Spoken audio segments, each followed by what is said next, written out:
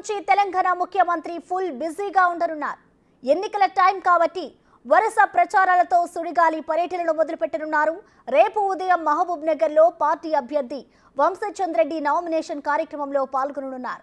రేపు సాయంత్రం మహబూబాబాద్ లో జరిగే బహిరంగ సభకు ఆయన హాజరు కానున్నారు. ఎల్లుండి 20న మెదక్ అభ్యర్థి నీలం మధు నామినేషన్ కార్యక్రమంలో పాల్గొని అదే రోజు సాయంత్రం కర్ణాటకలో ప్రచారానికి వెళ్లనున్నారు. ఈ నెల 21న భువనగిరిలో కాంగ్రెస్ అభ్యర్థి చామల కిరణ్ నామినేషన్ కార్యక్రమంలో ముఖ్యమంత్రి పాల్గొంటారు. ఇక ఆ తర్వాత ఈ నెల 22న ఉదయం ఆదిలాబాద్ లో జరిగే సభలో పాల్గొననున్నారు. ఈ నెల 23న నాగర్ కర్నూల్లో జరిగే బహిరంగ సభకు కూడా హాజరు కానున్నారు. అలాగే ఈ నెల 24న ఉదయం జహీరాబాద్, సాయంత్రం వరంగల్లో నిర్వహించే సభల్లో పాల్గొంటారు.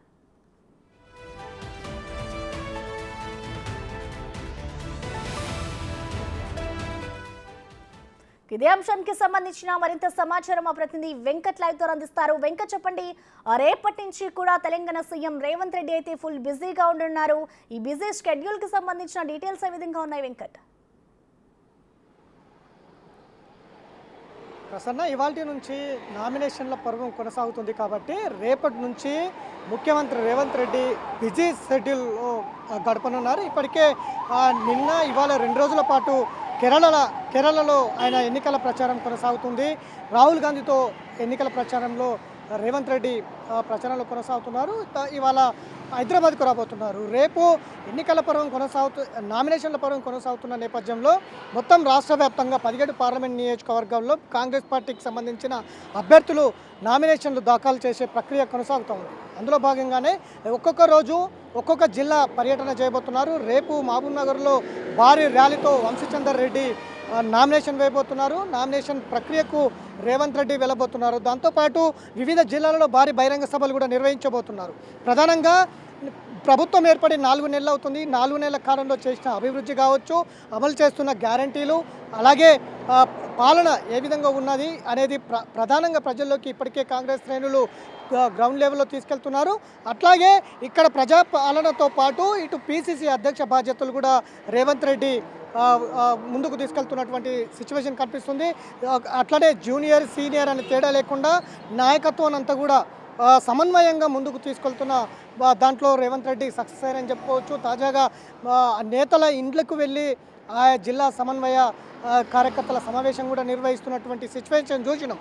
ఇప్పుడు నామినేషన్ల పర్వం కొనసాగుతుంది 25 వరకు. నామినేషన్ల పర్వానికి జాతీయ నాయకత్వంతో పాటు రాష్ట్ర నాయకత్వం కూడా పాల్గొనబోతుంది. అందులో భాగంగానే మొత్తం 17 పార్లమెంట్ నియోజకవర్గాల్లో ప్రత్యేకంగా 14 నుంచి 15 నియోజకవర్గాలు కైవసం చేసుకునేందుకు కాంగ్రెస్ పార్టీ ఇప్పటికే కసరత్తులు మొదలుపెట్టిందని చెప్పుకోవచ్చు.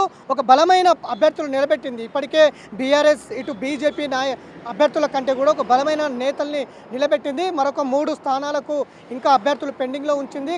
కరీంనగర్, ఖమ్మం, హైదరాబాద్ ఈ 3 స్థానాలకు అభ్యర్థులను పెండింగ్లో పెట్టింది. ఇవాళ లేదా రేపు అభ్యర్థులను ప్రకటించే అవకాశం ఉంది. ఇప్పటికే కేసీ వేణుగోపాల్ నేతృత్వంలో ఈ 3 పార్లమెంట్ నియోజకవర్గ అభ్యర్థులపైన సమావేశం కూడా నిర్వహించారు. ఖచ్చితంగా 3 నియోజకవర్గాలు కూడా ఇవాళ రేపు అభ్యర్థులను ప్రకటించే అవకాశం అయితే కనిపిస్తుంది. ఇప్పటికే గ్రౌండ్ లెవెల్లో అభ్యర్థులు 14 ఇప్పటికే ప్రకటించిన 14 నియోజకవర్గాల్లో గ్రౌండ్ లెవెల్లో అభ్యర్థులందరూ కూడా ప్రజల్లోకి వెళ్తున్నటువంటి సిచ్యువేషన్ ఉంది.